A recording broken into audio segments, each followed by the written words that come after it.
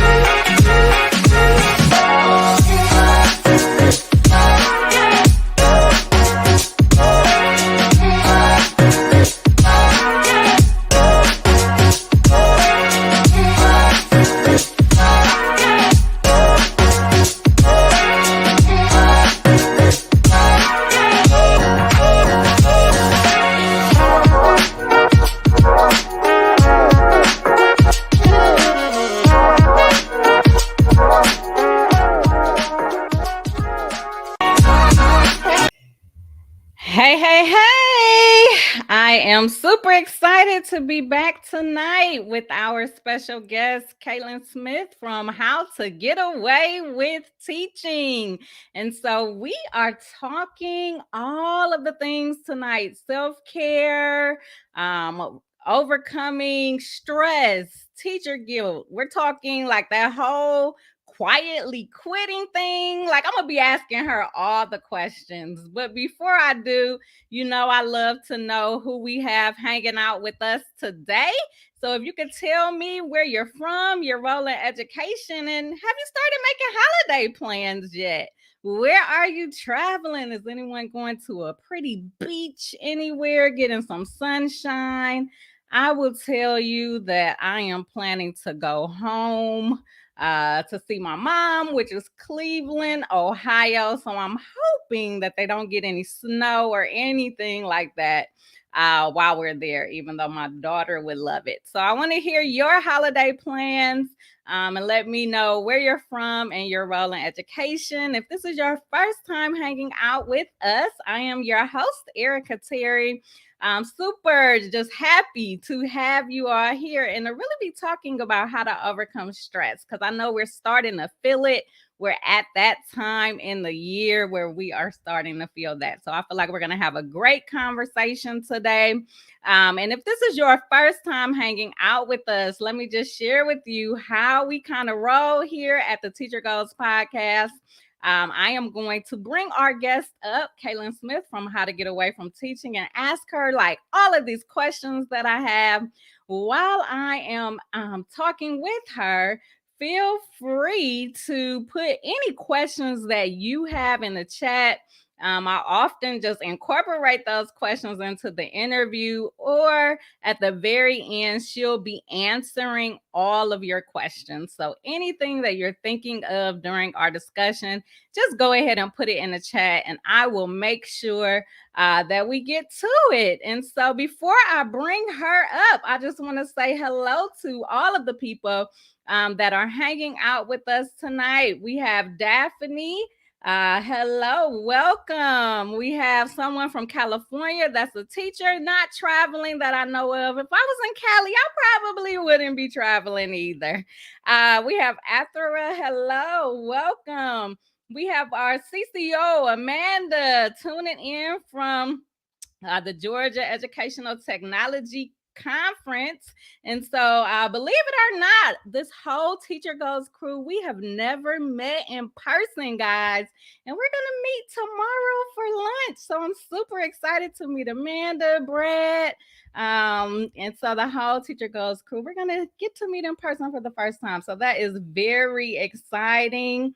Daphne says she's from Nashville, going home to Atlanta. So that should be a nice holiday trip. Melissa's in Pennsylvania. Welcome. And last but certainly not least, we have Devna here from New Orleans.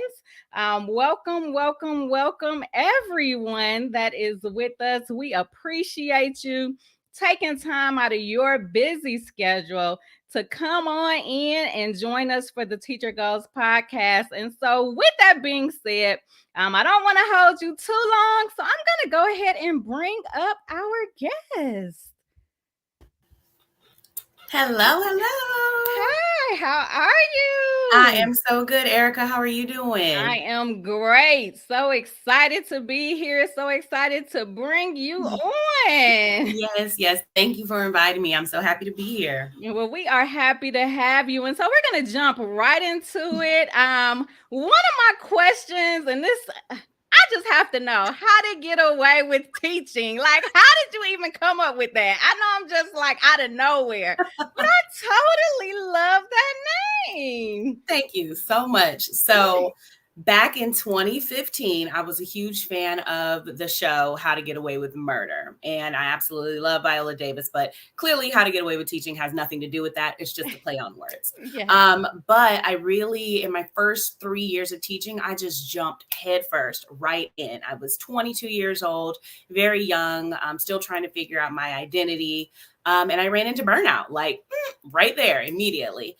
And I had to figure out a way that I could sustain in order to continue doing this career that I loved so much. And so the thought was, hey, why don't I prioritize myself? Why don't I do things that really put me first and take care of myself so that I can show up well and whole and authentic in these spaces that I love to serve so much?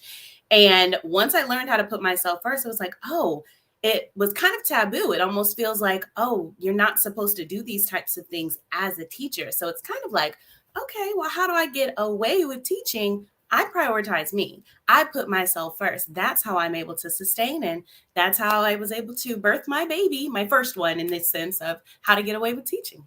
Well, I love it. And I love that story because so many of us can relate to that feeling of burnout and feeling stressed out, especially in that first year. I won't even put a year to it.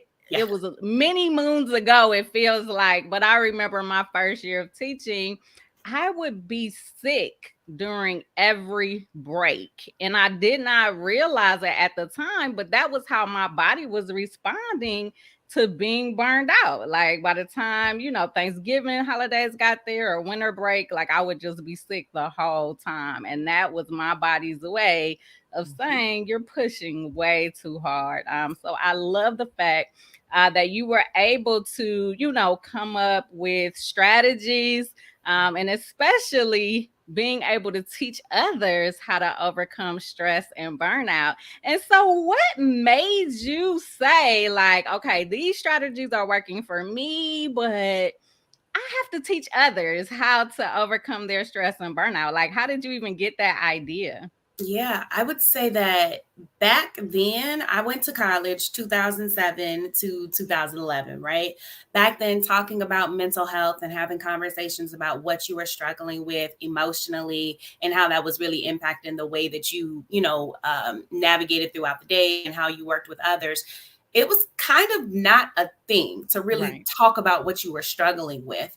And I was like, somebody needs to be talking about it. We need to be talking about what teachers are going through because we do so much and we see so much and we go through such vicarious trauma because we know that the baggage that our students come in with, and we might be holding on to that as well. And we see so many different things and we got to have conversations about it. We have to normalize talking about mental health, our struggles with it. We have to normalize talking about therapy and seeking counsel and seeking professional support.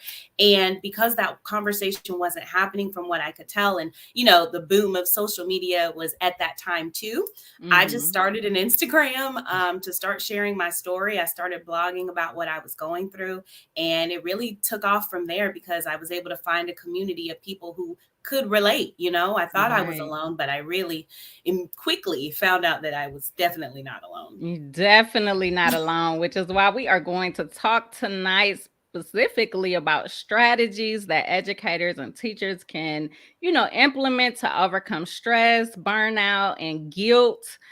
because that comes along with prioritizing yourself. So we're going to definitely talk about all of that. But I just have to get your opinion. So my social media timeline, and I haven't seen it as much recently, but when I invited you to the show, quiet quitting was like all over my timeline, everywhere. And so I'm like, I have to ask an expert. I have to get Caitlin on here and just ask her, like, when it comes to quietly quitting for educators, like, what does that mean? And is it even possible in education?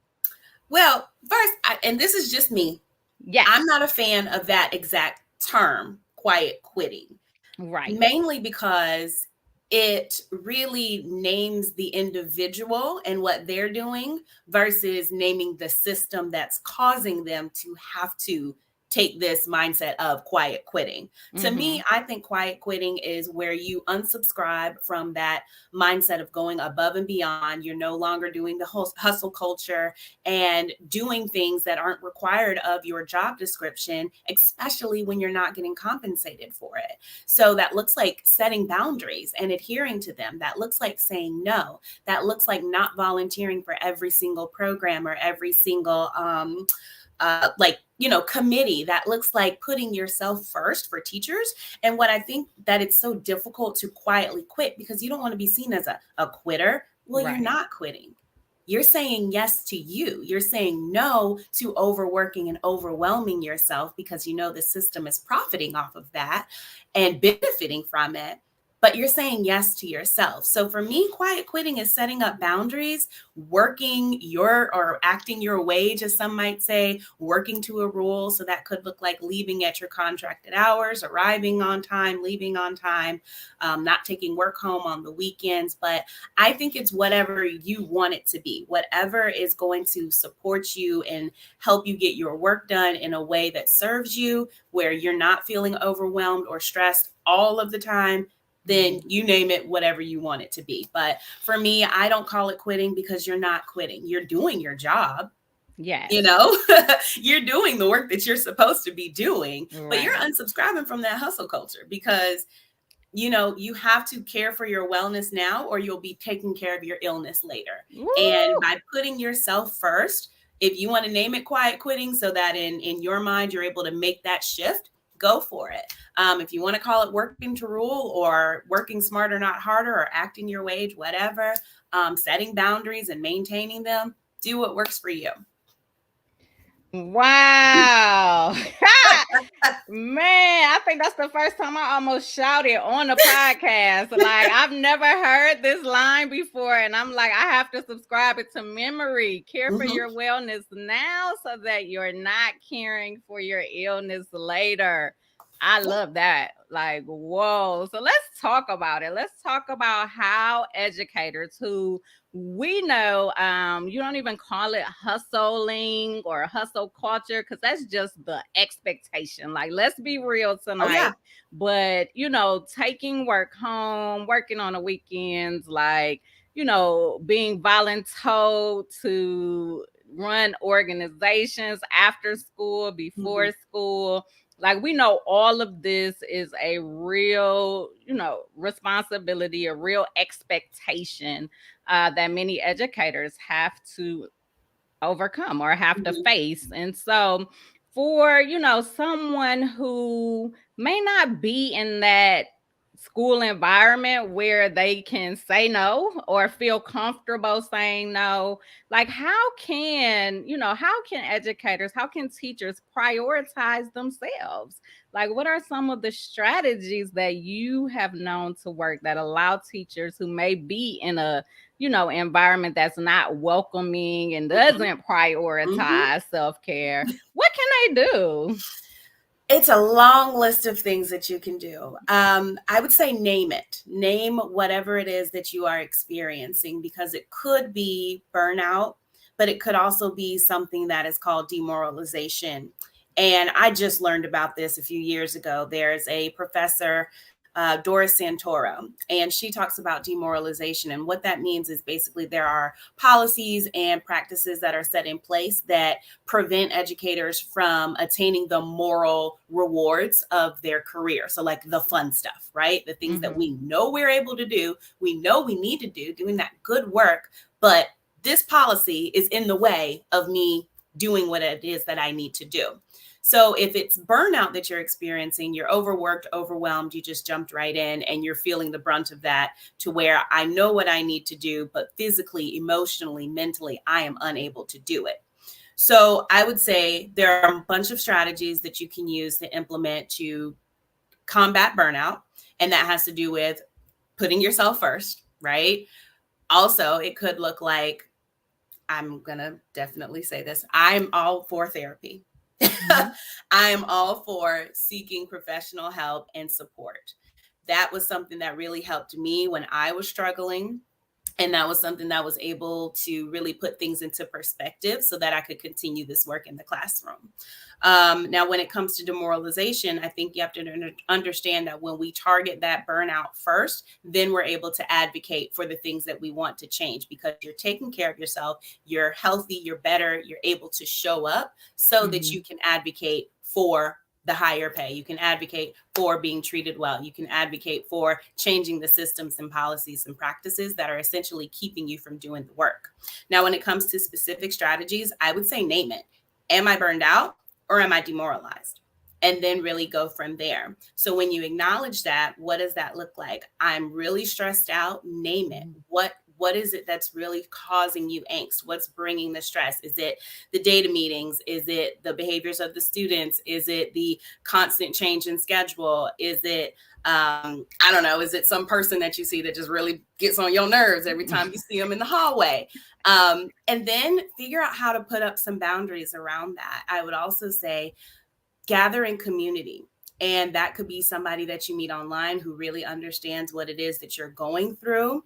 And then pouring into them, but also figuring out whether or not you can trust them or not. I'm not going to recommend you talk to any and everybody because any and everybody is not your friend and they don't have your best interest. I would also say do some work unpacking where that sense of stress is coming from. Are you putting unrealistic expectations on yourself? We already know that these expectations are unrealistic, right? So what is it that you have control over that you can take care of in your classroom that you can still get whatever this passion is, or whatever this purpose is that you set out to do? What's going to enable you to get that done? And I would say really focus on those things that you have control over. Another strategy, I know I'm just saying a whole bunch of different things. Another strategy would be, and this is something that worked for me, I had to unpack my good teacher narrative. And what I mean when I say that is you have to take into account all of the influences that really impact your work and who it is that you're trying to be as you show up in the classroom every day. So for me, I was really heavily influenced by documentaries of amazing teachers doing amazing things. And it was a bit of saviorism that those films and documentaries highlighted. So I'm going in thinking, I have to do this if I want to be a good teacher. I have to get there early. I have to stay late. I have to go above and beyond. And I was putting pressure on myself that I didn't really have to put on myself. So I had to really list out what are these specific things, that these expectations that I've subconsciously put on myself. And how can I kind of undo that and take it one step at a time? I would say start small and challenge that narrative. So if in your good teacher narrative, you determined I need to arrive early, I need to get there an hour early or 2 hours early or whatever, try 30 minutes early. See if that helps you narrow down really what is of most importance in order to get your workday done, or in order for your day to run smoothly. You know what I mean?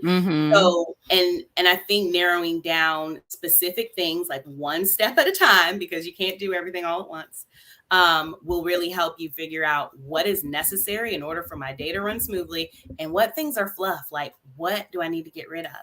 And always center yourself with what is best for the kids. We know, and I know a lot of people like to use that to gaslight teachers. That's not what I'm doing. But when it comes to doing the work that is best for kids, I think you can also use that when it comes to your long to-do list of things. And I'll give you another example, and this was me as well. Bulletin boards. Girl, listen. I know some people love bulletin boards. I'm not that girl. I don't love them. I remember one specific time where we were having a visit from the district, and our principal was putting a lot of pressure on us to have our bulletin boards done. So I put together a little activity, a craft that my students could do. She comes in to do a walkthrough with one of the district personnel.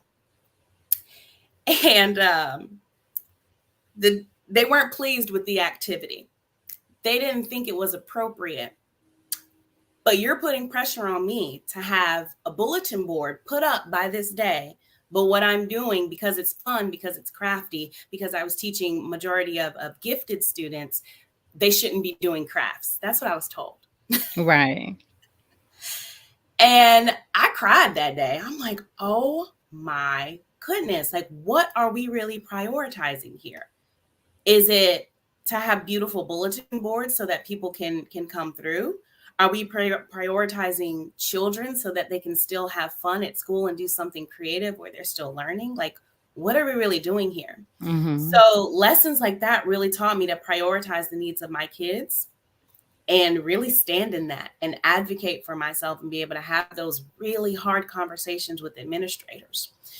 The last piece of advice I would say, if somebody is really at a school that is not supportive, it's okay to explore other options. And when I say that, I mean changing to perhaps another school within your district, or a completely different district, or look at other avenues, other ways that you can still teach, either online or small tutoring groups within your community, because those are still ways that you can access that moral reward without all of the stress that your school is bringing.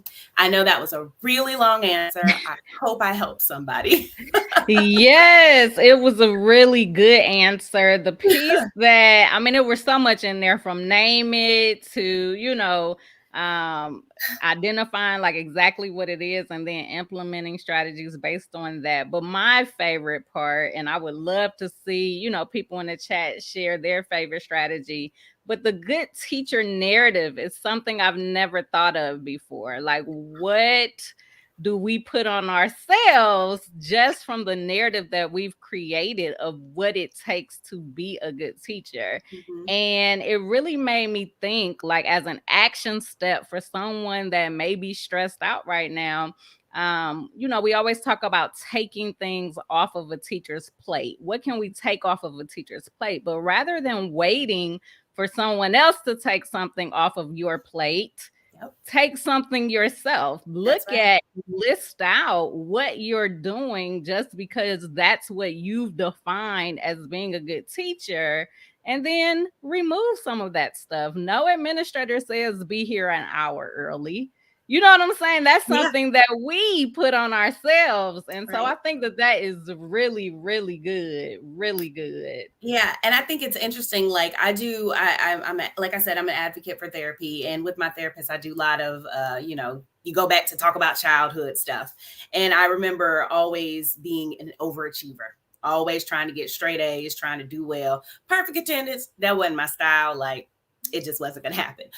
But I see that same thing when I was a teacher. I was trying to chase this perfect image that I subconsciously created in my own mind of what I thought good teaching was. And in my work that I do and how to get away with teaching, like, I talk to therapists about these things. And one of them, she said to me, she said, okay, Caitlin, so you said that over time you created this subconscious idea of what a good teacher was. How does it feel knowing that you dictated your life's work off of a television show? And I'm like, okay, I did not sign up for this, but thank you for letting me know this. So it was just an eye-opening moment for me to really understand what I was putting myself through and the unnecessary pressure I was putting on my own shoulders Yes. because of what I thought. And I love that y'all are, welcoming and that we're having these types of conversations because it's not talked about, or it wasn't talked about when I was a beginning teacher. So it's really great to be able to share with others that sometimes we might get in our own way and we might have these really high expectations on ourselves. And Mhm. it's okay. Like, you are enough. You're doing Yes. enough. You're probably doing way more than enough. And Yes. that's okay. It's okay to sit in that and to enjoy that and to be okay with that. Because you're not going to be perfect. So let's stop chasing perfection because it doesn't exist, friends. Yes, I love it. You are enough. You are doing enough. And let's Right. stop chasing perfection. That is so good. But let's be honest. I won't say most educators. I'll say most educators that I know. We do have this sense of, perfectionism. Like, if it's not perfect, it's going to be close to perfect, Mhm. right? And Mhm. so for, people that are like that, me included, like, my hand is held high. I even bring that into my business. Like, everything I try to do, I'm like, oh, let me just fix this little thing. And so for people that are like that, like, what can we do? Because it's this guilt that comes along with not Yeah. being perfect, not being that overachiever. So, what can we do to? I mean, we're going to feel the guilt. So, that's not even the question. But how Sure. do we like keep moving forward in spite of feeling that guilt? You know what? You know what about this here teacher guilt?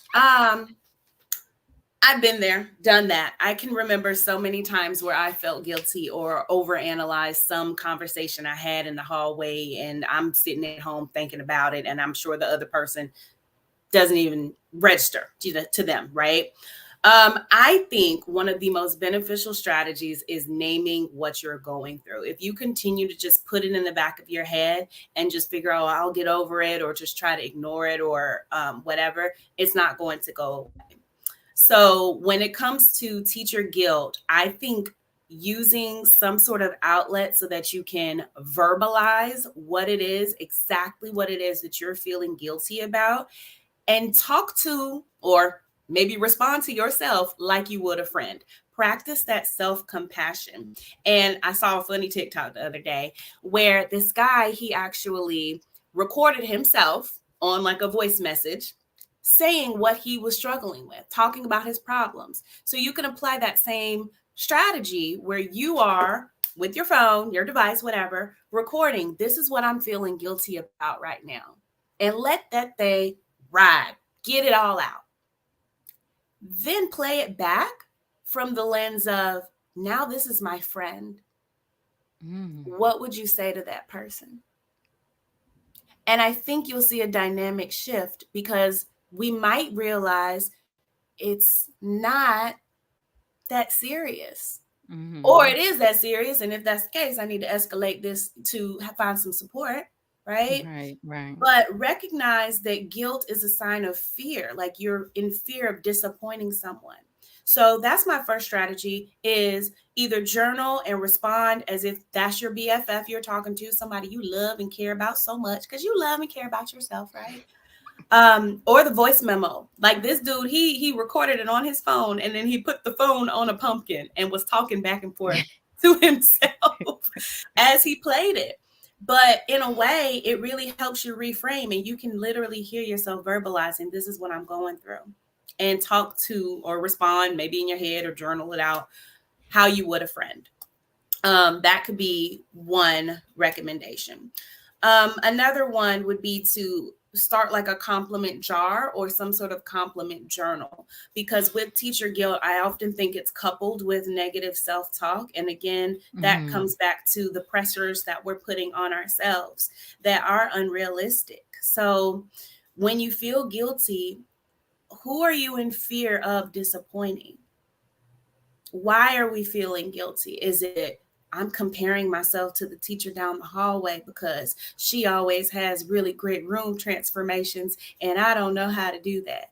Or are we comparing ourselves to a teacher who is in year 20, or a Mm-hmm. teacher who's in year 5 and we're in year 1, you know? Or What's the or source? that Pinterest teacher Oh, that girl. we only see on social media. Okay, I know that's right. Or that teacher we saw on TikTok that does all the Right. cool dances. Like, be authentically you, boo. You are enough. Like, I really Yeah. need folks to realize that you are enough. Yes. So with that example, definitely like naming the source of it. It could be manipulation. Is there an administrator or some sort of leader who's making you feel guilty, like running that guilt trip on you? So Mm-hmm. I think naming it and then reframing it. That's really helpful. Let's see. I would also say teacher guilt, teacher guilt. I got a whole bunch of notes over here. Oh, I got a story. So one time I forgot to leave a specific note on a student with a substitute. And I remembered it as I was on my way to wherever I was going. So of course I'm like, oh my God, I'm flipping out. Like, she needs to know this about this specific kid. And so I Right. went through, texting, calling school to let the person know, but I still felt guilty. And I had to ask myself, Caitlin, girl, why are you feeling guilty about this? The problem is solved. They know about this student's needs. Right. You handled it. But in actuality, I had to think back. You're putting too much pressure on yourself. Again, you thought your sub plans were going to be flawless. They're going to be perfect. And it's not. So I really had to learn to be so graceful and compassionate with myself, just Yes. the same way that I am with everybody else. Like, why Right. are we so hard on ourselves? But we give these babies, these students, we give them all the love, support, all the warm fuzzies, all of those things. Give that to yourself. Yes. Give it to yourself. Okay, I'm almost done. When it comes to teacher guilt, you want to combat those negative thoughts with positive ones. And an anxiety coach shared this with me a few weeks ago. And she started a compliment journal where in her nightly routine, she compliments herself, what she did well that day. So think about how powerful that is. We spend so much time speaking encouragement and support and speaking life into children. And that is beautiful work, right? Mm-hmm. Irreplaceable work. We have to do that with ourselves. And it Yeah. can start off with 5 minutes a day before bedtime, or even starting like a compliment jar where you keep all these sweet little love notes to yourself. Like, girl, your hair was cute on January the 8th. Like, you rock that style, or you did that lesson. Like, you got to hype yourself up. And Yes. if you're not there yet, just start small. Start small. So to wrap all that up, when it comes to teacher guilt, unpack what is the source of it, and then figure out a way that you can counter it with positive thoughts and pouring into yourself. I love it. I love it. I love it. And so, excuse me. Sure. The final question that I want to ask tonight, um, what is one action someone that is listening, they're inspired, like, okay, I have to prioritize myself. Like, it is time for me to make this shift, like Yeah. burnout be gone. What is one action that they can implement tomorrow? Tomorrow, I want you to challenge one part of your routine, one part that is stressing you out. Be it, I wake up first thing in the morning, and what do I reach for? I'm on my phone. Mm-hmm. What do I do when I'm on my phone? I'm looking at Instagram or TikTok or Twitter, or I'm checking my work emails. Don't do it. Yeah. Tomorrow, I want you to challenge one part of your routine that might be bringing you anxiety or stress or any of those feelings that you're experiencing that you really don't want to be feeling right now. It might be, I get worried or I get stressed out when I got to pick out my clothes. Oh, I forgot my lunch. Oh, I'm late again. Oh, it's traffic. Like, pick one part of your routine. What's one thing that you can challenge? And for me, girl, I'm one of those people, and I will say I reach for my phone first thing in the morning. And what did I used to do? Look at work emails. And so what does that do? Make me start thinking about work. So while I'm in the shower, I'm thinking about work, brushing my teeth, I'm thinking about work, driving to work, thinking about work. Like, give yourself a break. So just think of what is one small thing that you can try, and it might feel uncomfortable at 1st. And it could be, I love to show up early on Friday morning so that I can get everything done for me to get set up for the week. And that's great.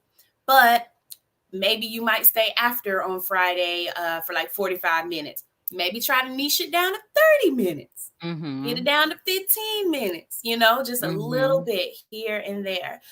Maybe every day you go into the workroom and gossip with some teacher friends, and you find that after them conversations, like, I don't really feel good after that conversation. Like, it might have been funny in the moment, or I might have felt awkward to walk away, but that energy is not doing anything for me.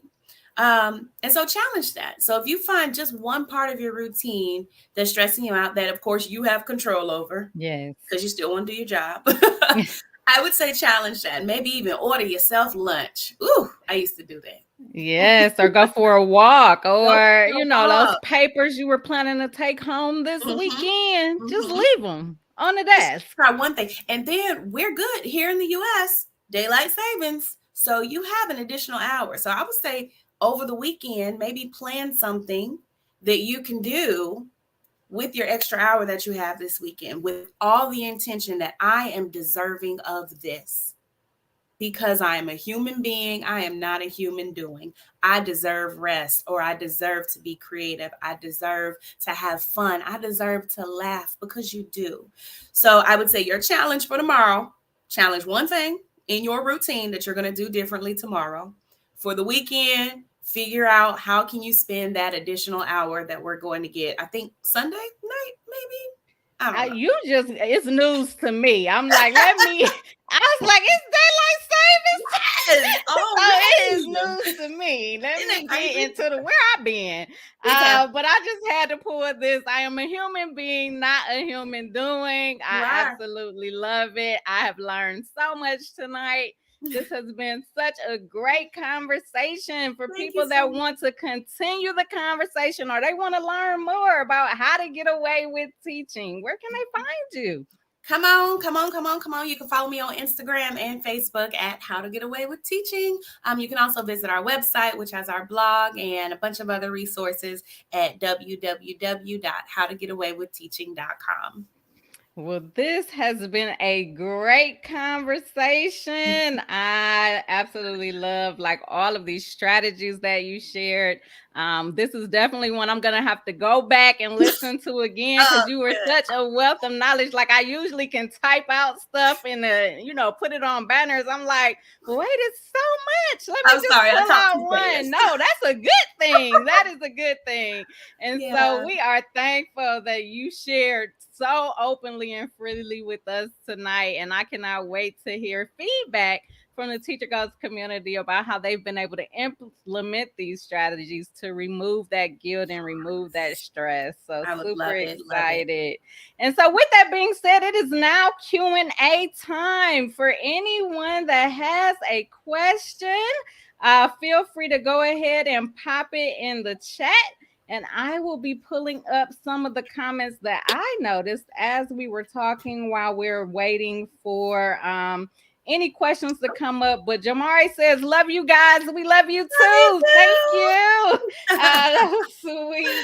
As we were talking, I saw that Gloria reiterated, we don't need to be perfect to be amazing. And that is so true. Jamari says, I'm going to say we don't need to be perfect to be amazing.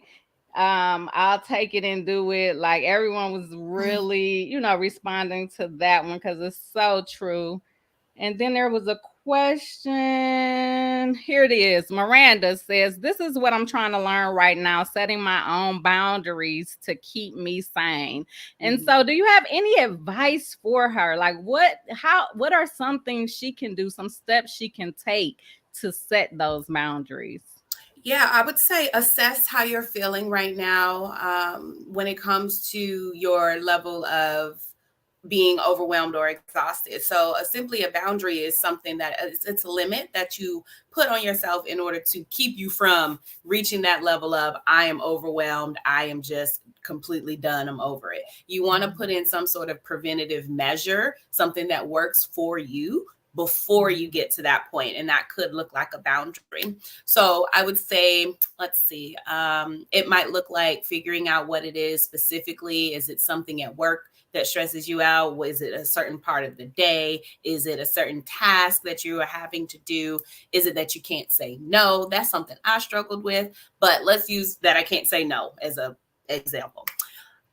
Girl, go ahead and practice saying no. That might be your challenge. Just practice. Just try to say no like one time. Mm-hmm. You have to practice it.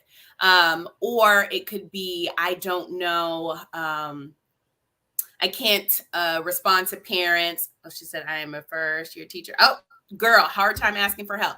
Practice. You got to ask for help. Okay. Mm-hmm. So when you're practicing asking for help, first pinpoint someone who you might admire throughout the hallway or in your school, and simply start trying to be around in their company a bit more and get to know them and reach out to them. Mentor teachers or older teachers, chances are they are very, they're going to be supportive. They're going to want to help you, and understand you do not have to do it all, especially as a first year teacher. Especially as a first year teacher. Let me reiterate that.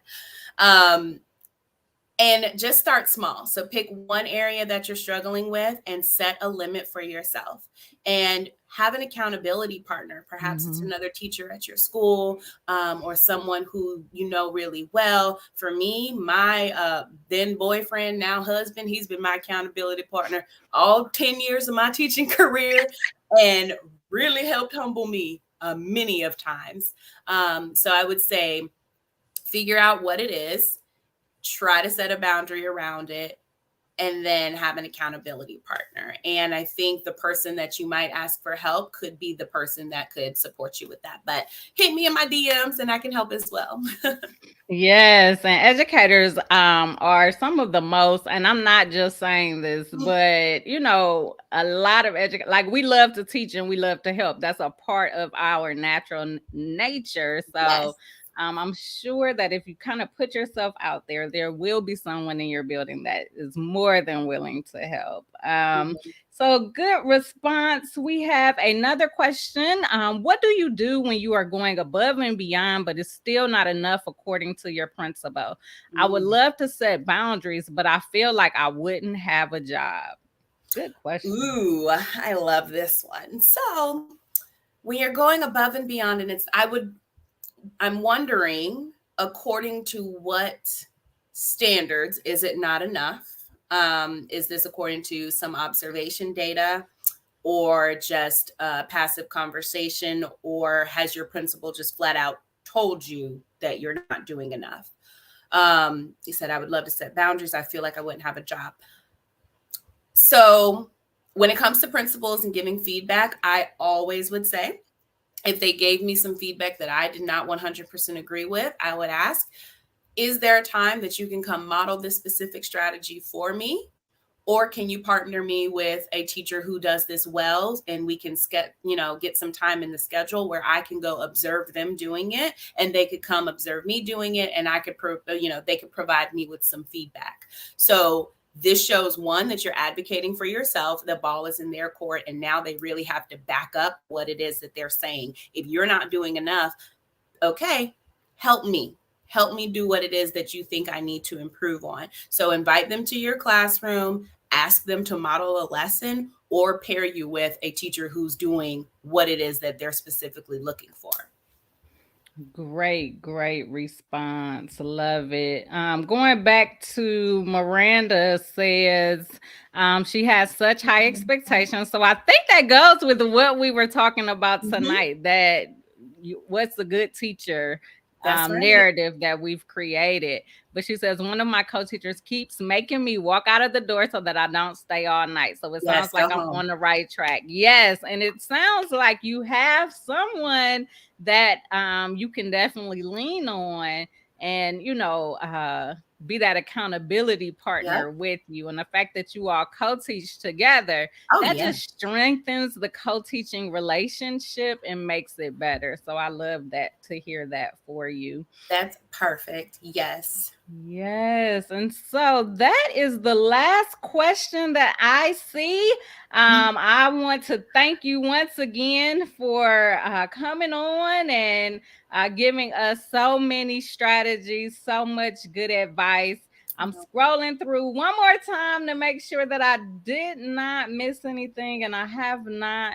And so thank you so much. This was such a great conversation. And I know that I am excited and cannot wait to learn more from you and learn more about how to get away with teaching. So thank you. Thank you, Erica. This was a pleasure. Thank you all who came and who's going to watch this replay. Do what's best for you. You are worth it. You are enough. Pour into your own cup and operate from the overflow, my friends. Fabulous weekend. Pour into your own cup and operate from the overflow. I love it. That is a good quote to end on tonight. Thank you all for joining us, and we will be back next week, next Thursday at 7 p.m. Eastern Standard Time. Thank you for hanging out with us, and we'll see you then. Have a great night. Thanks. Bye.